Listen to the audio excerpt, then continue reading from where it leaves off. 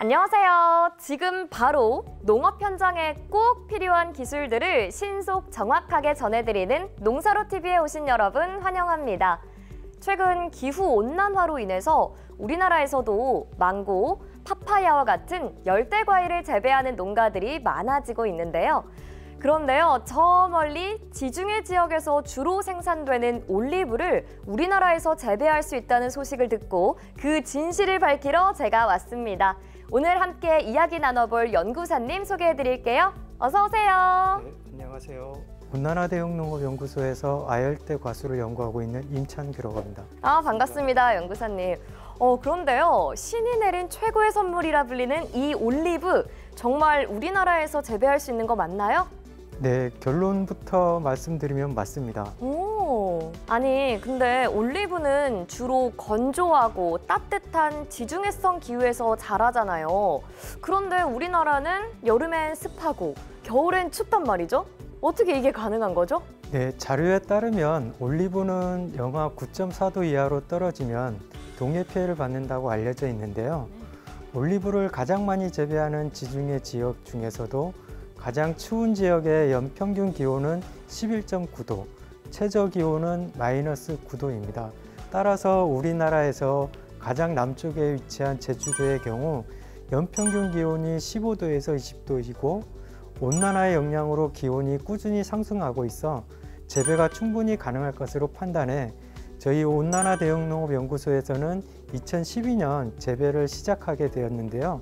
심은 후 5년이 지나면 한 그루당 2.5kg 정도의 열매를 수확하면서 제주도에서 올리브 재배가 가능하다는 사실을 확인하게 됐습니다. 그러면 재배가 가능한 지역이 따로 있는 건가요? 네, 현재 제주도 해안 지역을 포함한 해발 고도 300m 이하 지역과 내륙의 해안 지역 또한 재배가 가능한데요. 겨울철 한파에 동해 피해가 발생할 수가 있어 향후 지역 적응성 검토를 통한 연구가 조금 더 필요한 상황입니다. 그렇군요. 연구사님, 그러면 시설에서 재배를 한다면 동해 피해를 좀 줄일 수 있지 않을까요? 네, 올리브는 과일을 가공해 제품을 만들어 판매하기 때문에 수확량에 비해 생산 단가가 낮아 시설 재배를 통해서는 소득을 올리기가 어렵습니다. 따라서 노지 재배가 더 적합하다고 판단되어지고요. 품종도 제주도 환경에서 적합한 5개 품종을 선발해 재배 시험을 하고 있습니다.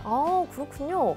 우리나라에서 재배되는 올리브 너무 궁금한데요. 어떤 품종이 있을까요? 네, 전 세계적으로 올리브는 약 1000여 개 정도의 품종이 재배되고 있는데요. 과일의 크기가 큰 품종보다는 작은 품종들이 환경 적응력이 뛰어나고 생산량도 많습니다.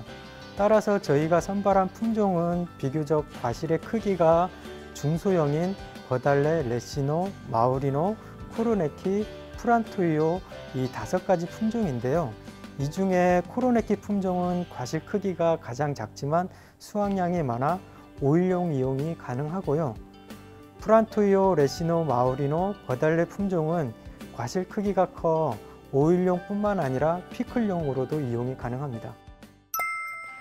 이 새로운 작목인 올리브를 듣고 귀가 쫑긋해지는 농업인분들 참 많을 것 같은데요. 그러면 올리브 재배 기술도 소개해 주시죠. 먼저 올리브 재배지와 토양 선택이 가장 중요한데요. 올리브는 햇빛을 매우 좋아하는 대표적인 양지 식물입니다. 따라서 햇볕이 잘 드는 남쪽 또는 동남쪽 경사지와 그와 가까운 곳에 선택하는 것이 가장 좋고요. 토양은 물빠짐이 양호하고 지하수 높이가 낮은 비옥한 사질 토양이 좋습니다. 올리브 재배에 적합한 토양의 구성비와 수분 보수력과 산도, 유기물과 무기물 함량은 이 표를 참고하시면 됩니다. 연구사님, 올리브는 묘목으로 심어야 하나요? 네, 올리브는 대부분 삽목 방법을 이용해 번식하는데요. 삽목 시기는 3월에서 4월에 하는 것이 가장 좋습니다. 삽목 작업은 비닐하우스에서 온도는 25도, 습도는 90% 이상 유지하는 상태로 진행하는 것이 좋은데요. 삽목 상태는 코코피트를 사용하여 꺾꽂이판의 온도는 20에서 25도를 유지해 주는데요. 꺾꽂이 수는 결과지 끝부분의 1년생 가지를 약 12cm 길이로 잘라 잎을 2~3장 남기고 밑에 잎을 제거한 후 뿌리 내림 촉진제를 절단면에 발라 이용합니다. 삽목 후 충분히 관수하고 차광 처리된 곳에서 관리하면 15일에서 20일이 지나면 캘러스가 형성되고 60일이 지나면 60% 이상 뿌리를 내릴 수 있습니다. 이때 햇볕이 잘 들고 배수가 좋은 비옥한 토양에 일양폭 1m, 주간거리 15에서 20cm로 4줄 심기를 해 2년간 키운 후에 본밭에 옮겨 심어주면 됩니다. 연구사님, 그러면 2년 동안이나 키워야 본밭에 아주 심기가 가능하다고요? 네, 맞습니다. 2년 동안 자란 올리브 뿌리는 땅속 깊이 뻗지 않고 얕게 내려 지하 40cm 내로 자랍니다. 따라서 묘목을 아주 심기에 앞서 구덩이는 가능한 넓고 깊게 파고 적당량의 석회를 흙과 섞어 다시 메워주는데요. 구덩이 파기 작업은 아주 심기 하기 1년 전에 마치는 것이 좋습니다. 심는 간격은 가로 4m, 세로 2m 간격으로 심으면 됩니다. 그런데요, 이 살구나 자두 같은 과실은 다른 품종의 나무를 심어줘야 수분이 더 잘 된다고 들었거든요. 올리브도 그런가요? 네, 맞습니다. 올리브는 스스로 수정해 열매를 맺는 자가 결실률이 낮은 과실입니다. 따라서 전체 모목수의 10에서 20% 정도는 다른 품종의 묘목을 심어줘야 하는데요. 꽃가루의 흩날린 밀도를 고려하면 열매를 맺고자 하는 묘목으로부터 반경 400m 이내에 수분수를 심어야 수분과 수정이 잘 됩니다. 그러면 이 아주 심기 후에 올리브 묘목이 새로운 땅에 적응하려면 별도의 관리가 필요하지 않을까 싶은데요.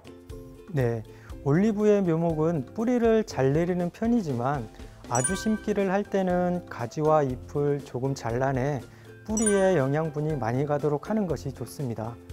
따라서 묘목이 뿌리를 잘 내릴 때까지 충분히 물을 줘 관리하고요. 아주 심기 후 1에서 2년째까지는 나무의 생장을 촉진시켜야 하기 때문에 심기 전에 밑거름을 잎표를 참고하여 뿌려주시면 됩니다. 6월 중순에는 웃거름으로 복합비로 30kg를 주고요. 그리고 이듬해 4월 초순에는 해까지 발생이 시작되는데요. 다듬기는 일찍 하는 것이 좋습니다. 다듬기 작업은 열매가 달리는 가지를 고려하면서 하는데요. 지상 30cm 이상의 높이에서 잘라져 나간 가지를 원가지로 하면 됩니다. 올리브 열매도 솎아주기 작업이 필요한가요? 생산 목적에 따라 좀 다른데요. 오일용 올리브는 수확량을 올리기 위해 열매 솎기를 하지 않고요. 피클용은 과실 크기가 14mm 이상이 돼야 해 7월 중순부터 하순까지 장과지는 잎 30에서 40장의 열매 2~3개를 남기고 15cm 길이의 단과지는 20에서 25장에 1개에서 2개를 남기고 솎아줘야 합니다. 올리브는 주로 건조하고 따뜻한 기후에서 자라는 과실이잖아요. 그래서 물 관리와 토양 관리에 더 신경을 써야 할 것 같은데요? 네, 맞습니다. 오일용 과실은 물 주기를 거의 하지 않지만 가격이 비싼 피클용 과실은 7월에서 8월 건조기에 물을 줘 과실을 키우는 일이 중요하고요. 토양 관리에 있어서는 무엇보다 통기성과 배수가 중요합니다.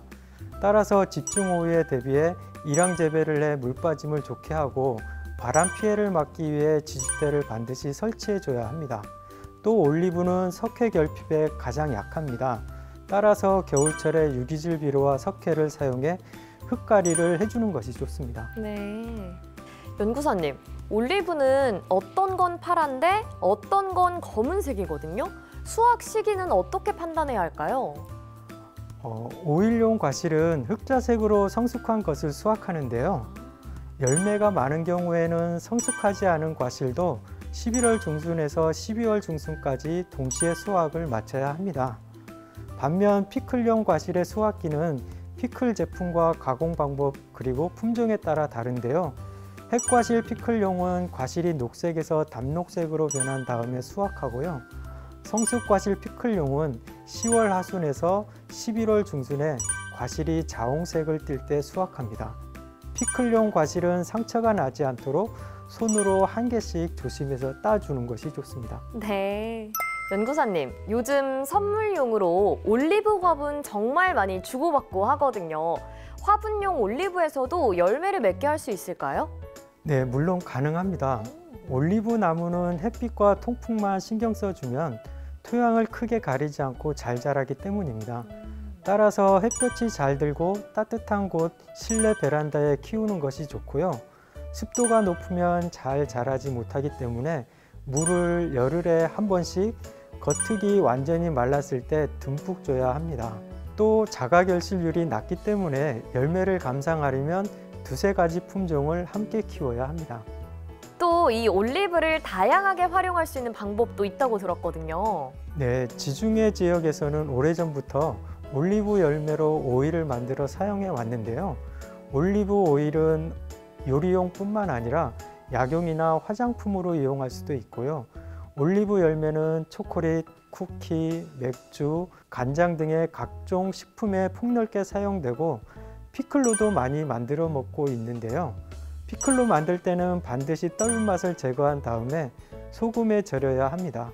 그리고 마지막으로 올리브 잎은 바짝 말리거나 잎을 잘라서 섞으면 차로도 즐길 수 있는데요. 올리브 잎에는 항바이러스와 항균 성분이 풍부해 감기에 걸렸거나 염증을 생겼을 때 마시면 좋습니다. 와, 올리브는 정말 열매부터 잎까지 쓰임이 정말 다양하네요. 네, 올리브는 우리나라뿐만 아니라 매년 전 세계적으로 소비량이 꾸준히 늘고 있어 미래 소득 작물로 큰 가치가 있고요. 체험과 관광으로까지 연계가 가능하다는 장점이 있으니까 새로운 작물을 키우길 원하시는 분들이라면 도전해 보시길 추천합니다. 정말 이 방송 보고 나면 재배를 희망하시는 분들이 많아질 것 같아요. 네, 하지만 올리브는 국내에서 처음 재배를 시도하는 작물이기 때문에 재배를 결심하셨다면 전문가와 상담이 필요합니다. 따라서 지금 자막으로 나가는 이곳으로 연락 주시면 친절하게 올리브 재배 기술에 대해 설명받으실 수 있습니다. 네, 오늘 올리브에 대해서 자세히 설명해 주셔서 너무 감사합니다. 네, 감사합니다. 네, 이 몸에도 좋고 기능성 성분까지 갖춘 올리브, 하루빨리 신토부리 국산 올리브 만나볼 수 있길 기대해 봅니다.